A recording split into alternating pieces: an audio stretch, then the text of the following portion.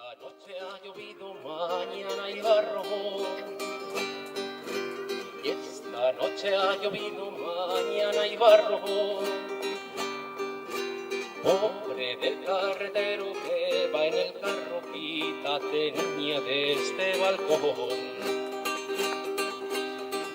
Dicen que los pastores huelen a cebo.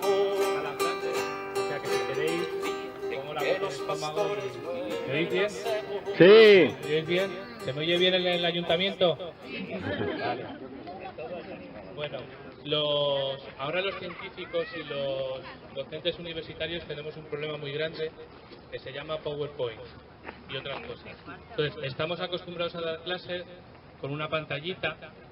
Entonces lo que y vamos viendo la pantallita y sabemos lo que tenemos que decir. Entonces, esto que tengo aquí son unas notitas, me vais a ver mirando para arriba, para abajo. Así que bueno, me podéis parar cuando queráis, me podéis preguntar lo que queráis y bueno, vamos haciendo una charla un poquito más distendida, ¿no? Porque si no os puedo dar una tabarra impresionante. ¿De acuerdo? Entonces, yo quería hablaros un poquito de tres cosas, ¿no? De qué es el Parque del Este, biológicamente, ¿no? ¿Qué es este parque? No solamente lo que vemos que son las encinas, sino alguna cosilla más. De los servicios que aporta este parque, ya os hablaré de lo que es un servicio ecosistémico. Y luego, si merece la pena transformar este parque o no, ¿no? Pero desde una perspectiva, hay una cosa que hacemos los biólogos hace bastante tiempo, que es que nos hemos incorporado al mundo actual, ¿no? Al mundo actual capitalista, digámoslo así. Es decir, yo os voy a hablar del valor del parque, pero también no lo voy a monetarizar, porque es un ejercicio complicado, podemos hacerlo, sabemos cómo hacerlo, pero sí que os voy a hablar del valor del parque dentro de un mundo en el que se compran y se venden cosas, ¿no? No solo el valor intrínseco del parque, sino el valor económico y social. ¿De acuerdo? Si no estáis de acuerdo, podéis decirlo, ¿eh? Cada vez que yo diga de acuerdo. Entonces, bueno, el Parque del Este es un encinar típico de la Rampa de la Sierra. ¿Qué quiere decir un encinar típico de la Rampa de la Sierra? Que es uno de los poquitos que quedan en el trasiego entre las llanuras de más abajo, las llanuras más secas de ahora lo que es la ciudad de Madrid, y la Sierra de Guadarrama, ¿no? Es una zona de elevado, los biólogos lo llamamos reemplazo, de elevado recambio. No es una zona en la que se mezclan muchas cosas. ¿Por qué? Porque unos kilómetros más abajo empieza a disminuir la precipitación bastante. Cuando llegamos a Madrid ya entran suelos más secos, ¿no? Suelos calizos o incluso yesos. De hecho, Atocha es una parte de... Las atochas son los espartos, ¿no? Que crecen sobre yesos virtualmente, ¿no? Entonces, entramos en una zona mucho más seca, un poquito más abajo de aquí, y si subimos un poquito, eso lo sabéis todos, en cuanto subimos un poquito ya empiezan zonas más húmedas, aumenta la precipitación, tenemos la influencia de las montañas y llueve bastante. Bueno, pues aquí en esta zona, en esta banda, la banda de Tres Cantos, Colmenar, si seguimos hacia el Parque del Guadarrama, seguimos hacia Viñuelas, es una zona de mezcla, ¿no? Una zona en la que se están mezclando bastantes cosas, ¿no? De hecho es la frontera entre la meseta sur seca y las montañas del Guadarrama, ¿no? Entonces es una zona con una gran cantidad de especies porque es una mezcla y también es una zona muy dinámica, en la que la dinámica espacial, por espacio quiero decir geográfico, no de lanzar cosas arriba, sino que la dinámica espacial es bastante más acusada o más grande que en otros sitios, ¿no? Y hay una palabra que usamos mucho que es heterogeneidad, que es diferencia, ¿no? A lo largo del espacio. De hecho, eso se nota mucho en las encinas. Estas encinas se hizo bueno, Raúl y Pablo Vargas, y Raúl vendrá luego a cantar, y Pablo Vargas y Fernando Valladares me han echado una mano con esto, ¿no? Y Pablo Vargas incluyó varias de estas encinas en un estudio a nivel de la península ibérica, y justo aquí en el Parque del Este son algunas de estas encinas, es una zona de elevada diversidad genética. ¿Qué quiere decir esto? Que hay mucho trasiego de genomas, de códigos genéticos, viniendo de encinas, viniendo de diferentes partes de la península, ¿no? Es, digamos, una zona de encuentro, ¿no? O sea, este ya es un valor intrínseco del parque, como una parte representativa de estos encinares de la rampa de la sierra, ¿no? Quizás lo que pueda resultaros más sorprendente, viéndolo ahora un poquito empezando a agostarse y eso, es la gran diversidad que tiene este parque. No estoy hablando al otro lado de la valla de Viñuelas, estoy hablando de aquí. Aquí tenemos inventariadas, no es esta la primera vez que intentan hacer un desarrollo urbanístico en este parque, es la segunda. Entonces ya se hizo un inventario hace bastante tiempo, hemos estado repitiendo algunas cosas y hay inventariadas más de 350 especies, entre plantas, animales, etc.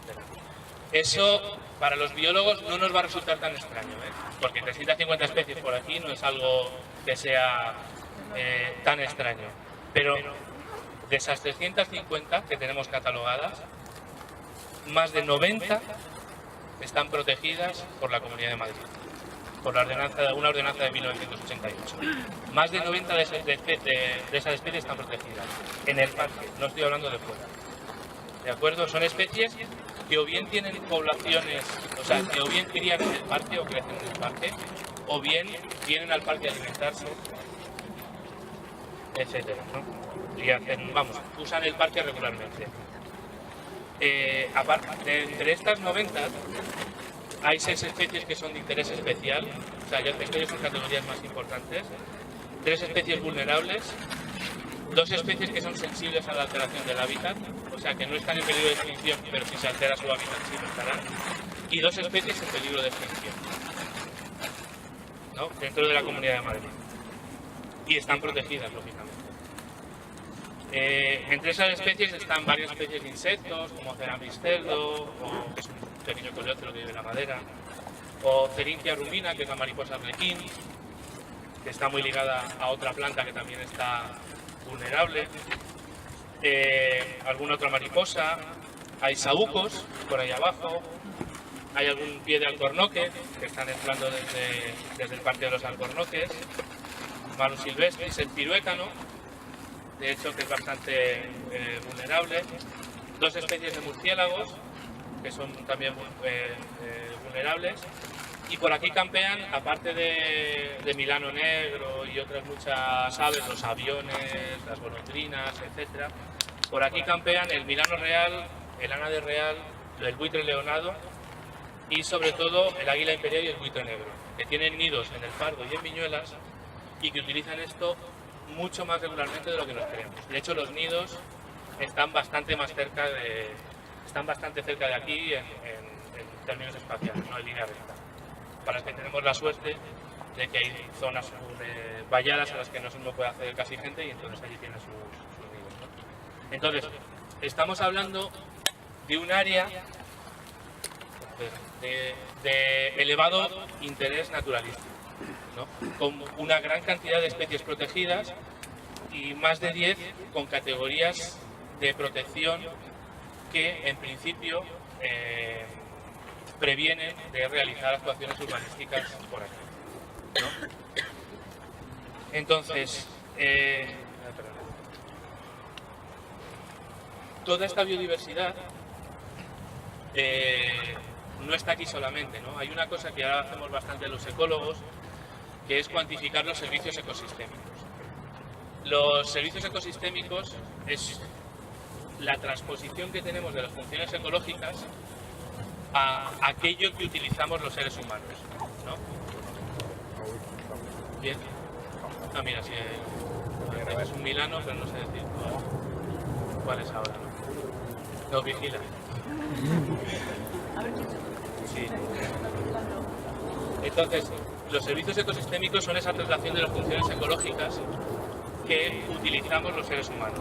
Y los seres humanos vivimos de gratis. Espera, se me están subiendo las hormigas. Vivimos de gratis en el planeta. Hay un montón de cosas que si tuviéramos que fabricar, como el aire y el agua, tendrían un coste que valoramos. Las estimas más optimistas son como 5 o 6 veces el Producto Interior Bruto total de la Tierra. Probablemente sean 10 o 15 veces todo lo que somos capaces de producir los seres humanos es el coste que tenemos de tener agua y aire limpios, ¿no? Entonces, desde hace tiempo hemos empezado a cuantificar esos servicios ecosistémicos que utilizamos de manera directa o indirecta, ¿no? Y los podemos dividir en servicios los dividimos normalmente en servicios de provisión, es decir, aquello que nos dan directamente, ¿no? Nos proveen de materias primas, y en servicios de regulación, es decir, la regulación de ciclos naturales que utilizamos. Servicios de provisión aquí en el parque ahora mismo no hay muchos, porque ya no están pasando las ovejas que pasaban antes, ¿no? Si os acercáis a la zona de la valla y miráis dentro del monte de Viñuelas, veréis que la única diferencia con esta parte del encinar es que hay una gran cantidad de arbustos, una gran cantidad de jaras y de otros arbustos creciendo. Aquí hay, pero hay menos. Eso es porque hasta hace relativamente poco por aquí pasaban rebaños de ovejas que iban comiéndose los brotes de los arbustos. De hecho, lo que estamos viendo ahora mismo es una regeneración de ese encinar, que si lo dejáramos un tiempo suficientemente grande se parecería bastante a lo que tenemos al otro lado del muro, ¿no? Bueno, sería prácticamente igual, ¿no? Entonces, aquí, ahora que ya no tenemos ovejas, pues ya no tenemos tantos servicios de provisión, ¿no? Lo que sí hay es una gran cantidad de flores y frutos.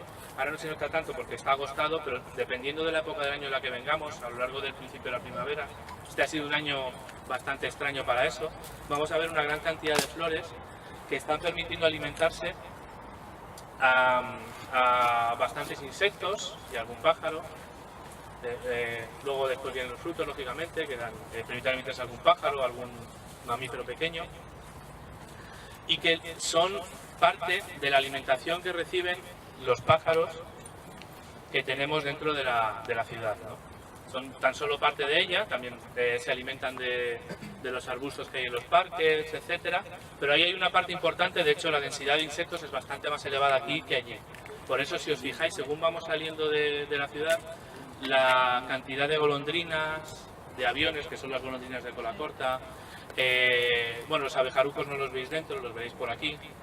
La cantidad de aves insectívoras aumenta bastante, porque por aquí hay bastante comida, sobre todo en primavera y luego en verano. Ya los altamontes, etcétera, ¿no? Entonces, hay una provisión muy grande de comida que dan otros. Perdón, que complementa a la del interior de la ciudad. Lo que sí es importante en el parque para nosotros son los servicios de regulación, es decir, todo aquello que el parque está haciendo que no vemos, que nos permita disfrutar de una calidad de aire y de agua importante dentro de la ciudad, ¿no? En concreto, el parque, si os fijáis, fijaros en la ¿cómo se llama esto? En la pendiente que tenemos en el parque, que es una característica muy común del entorno de Tres Cantos. Tenemos unas colinas con unas pendientes muy elevadas, ¿no?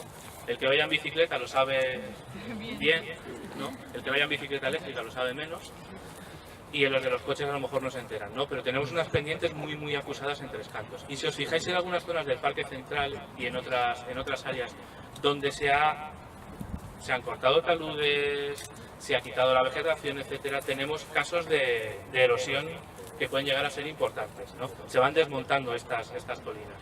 Aquí no lo veréis, precisamente porque tenemos las encinas y el resto de la vegetación que están parando esos procesos erosivos. Esa erosión no se debe tan solo a que esto se seca por el viento, etcétera, sino a que llueve. Aquí llueve relativamente poco según con qué lo comparemos, pero todavía llueve bastante, ¿no? Y entonces las arcosas, las arenas de aquí del suelo permiten permear bastante, y lo que tenemos debajo de nosotros son bastantes arroyos. Es muy evidente al final del parque porque hay un arroyo donde empiezan a salir sauces negros, los chopos, etcétera, que ya hablaré luego de ese sitio. Empiezan a salir vegetación, lo que llamamos vegetación de ribera, juncos churreros un poquito más abajo. Entonces toda esa zona es una zona donde se acumula el agua, ¿no? Entonces es una zona que, si no tuviéramos esta protección, sufriría arrastre de aguas, ¿no? Se combinaría el efecto de la regulación del ciclo hidrológico, ¿no? y de ¿cómo se llama esto? Y de retención de la erosión, y tendríamos una transformación bastante importante de esa zona de abajo, que está al lado de algunas industrias bastante importantes, ¿no? Desde aquí estoy viendo el letrero de algo. No vamos a dar nombres, porque luego hablaremos de ellas. Una cosa muy importante es que esto es un sumidero de carbono de gran calidad. Tenemos todos sabéis espero que todos sepáis, algo más que el presidente de Estados Unidos, que tenemos cambio climático. Él lo sabe, créeme que lo sabe, aunque parezca extraño, ese hombre lo sabe. Entonces tenemos un problema bastante importante, y tenemos un problema bastante importante porque tenemos una gran cantidad de carbono suelto en la atmósfera que debería estar retenido en los suelos o en la vegetación, ¿no? Entonces, provoca efecto invernadero y otra serie de problemas, ¿no? También provoca problemas de contaminación abajo. Entonces, estas encinas con su madera y otras especies del monte Mediterráneo, lo que hacen es retener gran parte de ese carbono, y lo hacen con una retención de gran calidad, porque tardan muchísimos años. Estas encinas, bastantes de ellas son centenarias, tardan muchísimos años en soltarlo de nuevo, ¿no? Entonces esto está tamponando ese efecto de incremento en el carbono que tenemos. En ese sentido es tan importante, perdonadme, que no es... Esto no me suele pasar. Esto no me suele pasar cuando entro en una sala, pero aquí... Entonces, sirven como sumidero de ese carbono, ¿no? A ver, que no se me escape. Y además puede parecer, retienen tanto carbono, retienen más carbono que los chopos y que otro tipo de, por supuesto, que los eucaliptos y otras especies de crecimiento más rápido, ¿no? Entonces retienen ese carbono y no lo sueltan ni durante los incendios. Un valor muy importante de estos encinares es la capacidad de arder sin extenderse demasiado. Depende de cómo estén cuidados, lógicamente, hay que tratarlos de alguna manera, pero sobre todo de arder y luego regenerarse. Es decir, las encinas arden y sobreviven, y no arden mucho. Sobreviven porque no arden mucho, porque no arden hasta dentro, ¿de acuerdo? Entonces las encinas nos van a permitir mantener ese carbono retenido a lo largo del tiempo. También puede parecer algo anecdótico, ¿no? Pero también nos sirven para regular el clima. Esto es mucho más acusado, por ejemplo, en la zona del Levante, de la Gota Fría, etcétera, ¿no? Donde los bosques que hay en las sierras, arriba de las sierras, son capaces de retener el agua lo suficiente para que llueva y riegue las huertas, ¿no? Lo que son ahora las zonas de huerta. Aquí no es tan acusado, pero el hecho de tener árboles en la parte alta de las colinas, si os fijáis y miráis para allá, esta es una de las zonas más altas de Tres Cantos, ¿no? Permite retener un poco de esa poca humedad que tenemos dentro de Tres Cantos, que no se vaya más para allá y se pierda, y que precipite, sobre todo que haga nieblas, que son esas nieblas que todos conocéis del otoño, especialmente, que se dan a lo largo de todo el año, pero sobre todo en otoño, que hacen que caigan para abajo esa humedad. Retienen la humedad, sobre todo nieblas, y hacen que tengamos una regulación del clima y un clima un poquito más fresco de lo que tendríamos sin este encinar. No estamos hablando de 5 grados más fresco ni de nada exagerado, ¿no? Pero es un pequeño puntito que no es tan irrelevante como puede parecer, ¿no? Porque además permite que haya una masa de aire más fresco dentro de Tres Cantos, ¿no? Porque de hecho las masas de aire de diferentes temperaturas y humedades tienen diferentes densidades y les cuesta mezclarse, ¿no? Entonces esto permite retener humedad dentro de lo que es Tres Cantos, este parque en concreto, ¿no? Y luego un servicio muy importante que nos está dando el parque de regulación es que nos está sirviendo como barrera contra los ruidos y la luz de Tres Cantos y sobre todo de la zona industrial. Yo os recomiendo a todos que os vengáis antes de que amanezca el parque. Aparte de que podéis ver alguna especie que no esperáis, ¿no? Es cuando se ven bastantes de los bichos grandes por la mañana, para que veáis el ruido y la luz que hace la zona industrial a las 5 o las 6 de la mañana.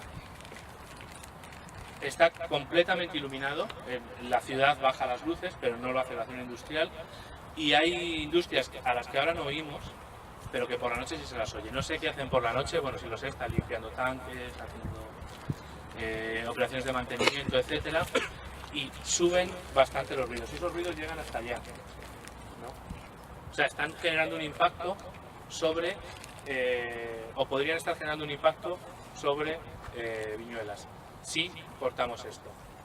Sobre el monte de Viñuelas y sobre el soto de Viñuelas. Si transformamos el parque, los vecinos del soto de Viñuelas van a oír muchísimas más cosas por la noche de las que oyen ahora. Luego hay una serie de servicios culturales que ya nos meten un poquito en tono con el hecho, con lo que hacemos nosotros. Lo que estamos haciendo es hacer una valoración. En este caso no la hemos monetarizado, pero es una valoración económica de todo lo que nos está dando el parque, ¿no? Que son los servicios culturales. El parque es una zona de paseo habitual, ¿no? Un día entre semana, a las 10 de la mañana por aquí, se pueden contar más de 30 o 40 personas paseando los perros, etc. Un día entre semana, los fines de semana bastante más, ¿no? Es una zona donde la gente saca a pasear los perros, pasean ellos, etc. Esta es una zona umbría, que sobre todo en verano, todo lo umbría que puede ser un encinar, pero sobre todo en verano es bastante agradable, ¿no? Es una zona donde se practica deporte también, otros deportes, se va en bicicleta, va la gente corriendo, etcétera. Son o vecinos por la situación geográfica, o vecinos de la segunda fase que llegan hasta acá, o vecinos de Soto que se vienen para acá, o algunos vecinos que corren mucho o hacen mucha bicicleta que se recorren todo el término municipal y pasan por aquí también, ¿no? Y luego hay otros servicios que nos podría dar y no estamos aprovechando del todo, ¿no? Que es el servicio educativo y otro tipo de servicios recreativos, ¿no? Este es el único encinar público de Tres Cantos, el único, no hay más. Si esto desaparece, no hay encinares públicos en Tres Cantos, es decir, no tenemos en un municipio que está en un parque regional, esto es zona protegida, todo el municipio lo es excepto Soto de Viñuelas, excepto la urbanización de Soto de Viñuelas. En un municipio dentro de un parque protegido no tenemos, no tendríamos ni una sola representación de la vegetación típica de la zona.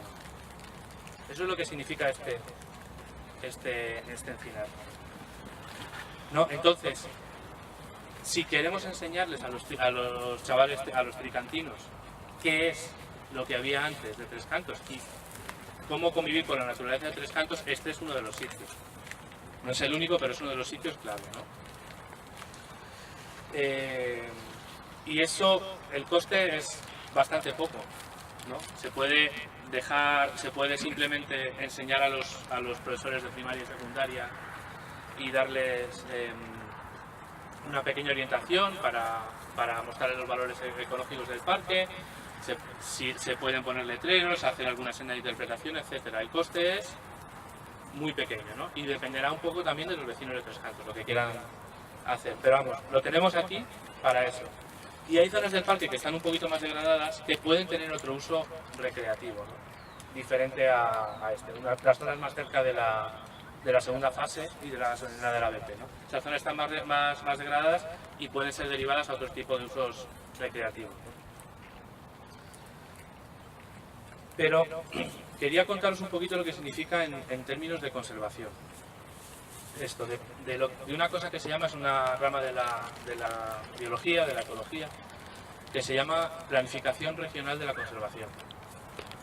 Hay os dirán, o bueno, se oyen bastantes veces, bueno, es que aquí hay poblaciones de encina, pero hay poblaciones de encina ya protegidas, es lo que llamamos el paradigma Aguirre, no por ningún investigador, sino por Caín Quis la Esperanza, ¿no? Cuando dijo que iba a construir en todas las partes, excepto en las partes que la ley dijera que no, ¿no? Entonces, es una falacia que protegiendo una población aislada, protegemos una especie, ¿no? Desde hace muchísimos años, estamos hablando desde la década de los 50-60, sabemos que el mantenimiento de las poblaciones de todas las especies en la naturaleza se realiza, o sea, la dinámica, natural de las especies es una dinámica de metapoblaciones.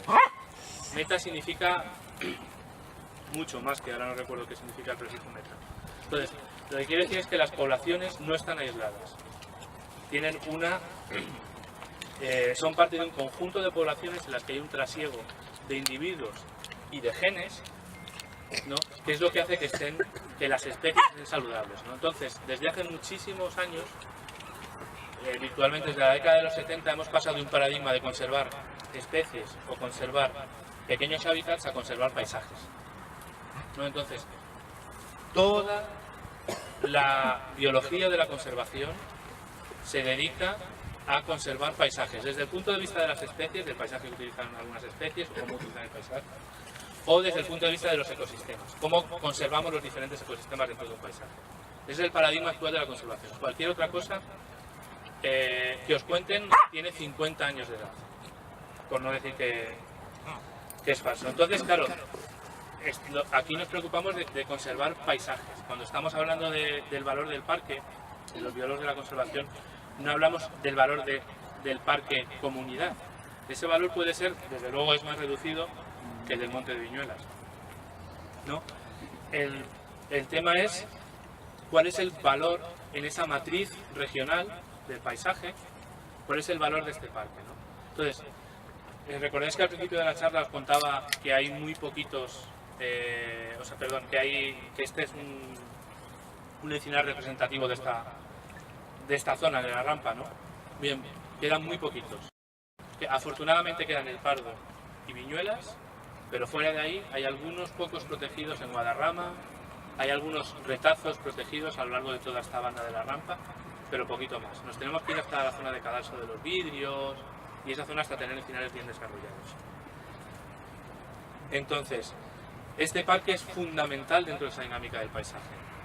Lo es porque permite un trasiego de especies silvestres hacia la zona de Tres Cantos, es decir, las especies silvestres son capaces de mantener poblaciones pequeñas dentro de la ciudad o en otras zonas más alejadas, por la zona de Valdecarrizo, etcétera, gracias a que tienen aquí lo llamamos una piedra de salto o de salto de rana, en inglés es stepping stone, es las piedras que saltas cuando cruzas un río, ¿no? Gracias a que hay sitios como este, ¿no?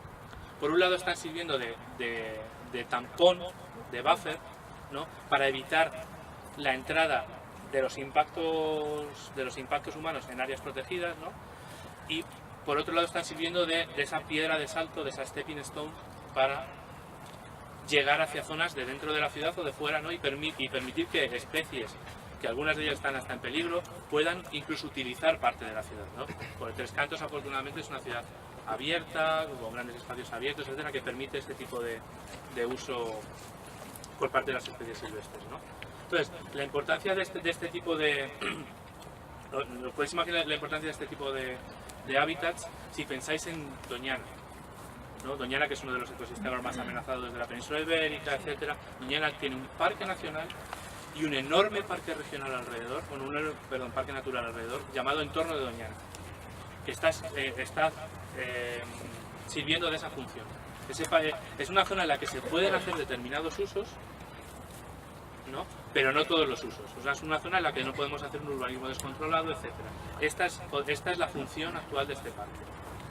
Este parque, utilizado con un nivel muy bajo de uso y de impacto, nos permite seguir ofreciendo esa funcionalidad muy importante en conservación, de hecho, ¿no?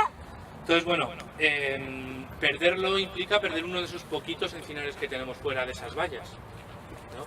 Y nos estaría poniendo en peligro bastantes especies, no solo aquellas de las que he hablado, como el piruétano, etcétera, que tienen poblaciones estables en el parque, sino de otras especies que lo utilizan y que lo utilizan para ir y venir, ¿no?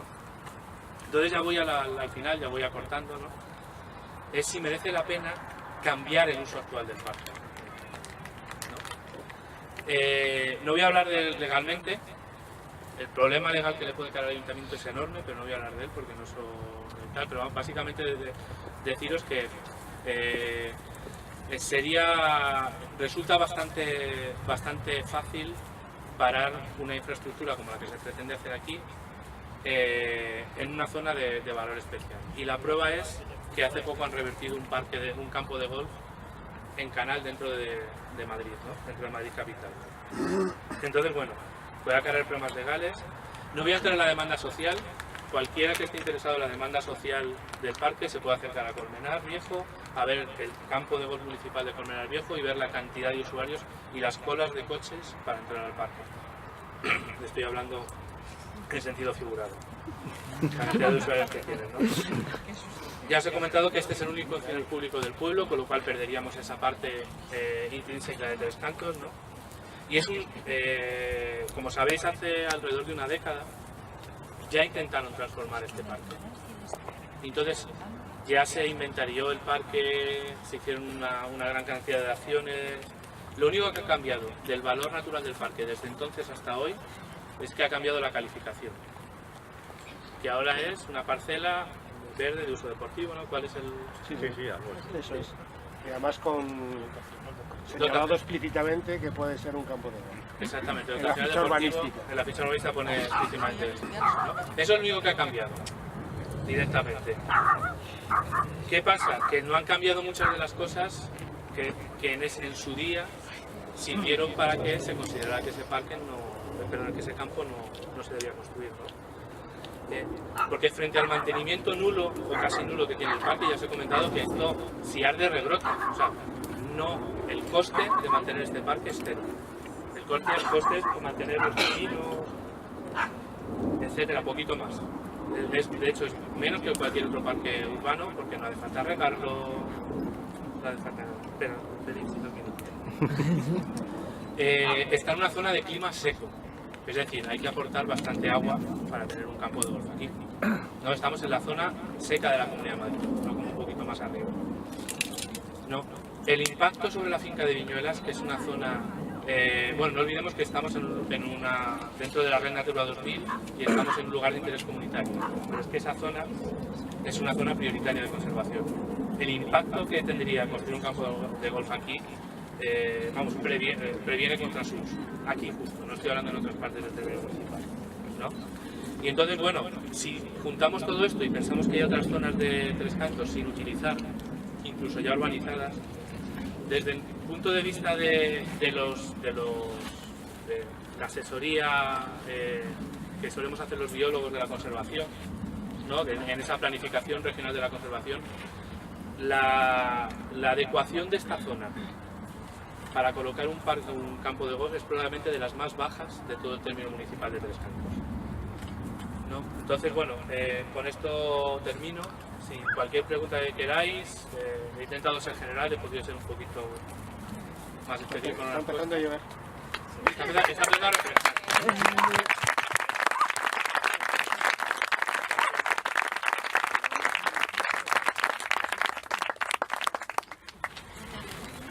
Pedro. ¿Tenéis alguna pregunta por aquí? ¿Hay alguna pregunta para Joaquín? Muchas gracias, Joaquín, porque solo la charla suya va a ayudar a por venir.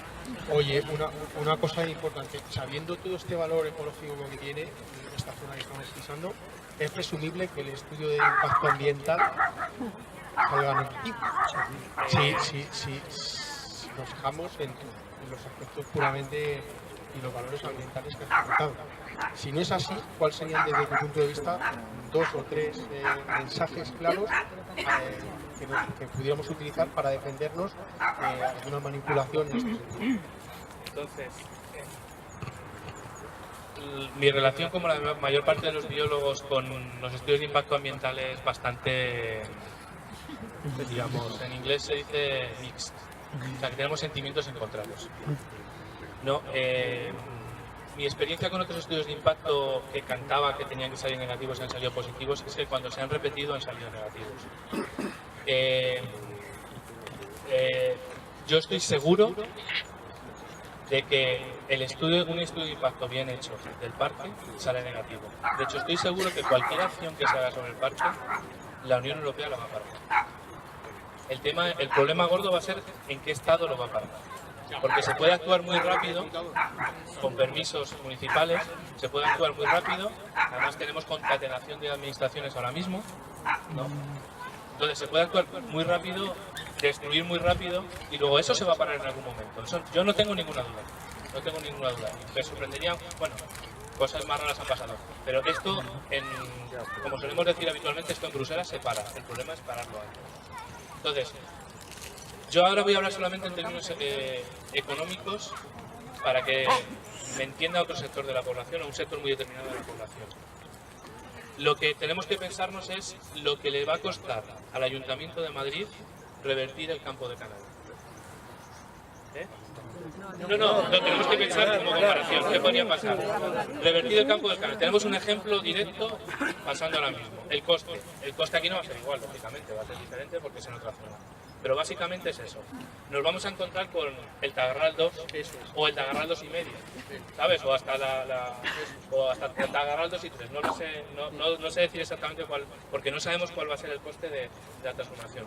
Pero si esto llega a la Unión Europea y dicen que hay que revertir el estado natural, lógicamente estas encinas, una vez que se talen, no vuelven al estado natural hasta dentro de 150 años, ¿no? Pero revertir el estado natural de esto y tal son bastantes decenas de millones de euros.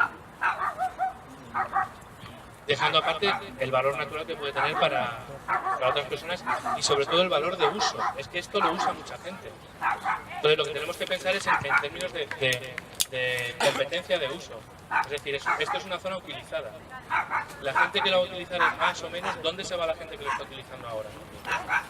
Eso también es importante. Todo eso ellos lo saben perfectamente. Entonces, ¿por qué siguen hacia adelante? ¿Qué interés larvado hay?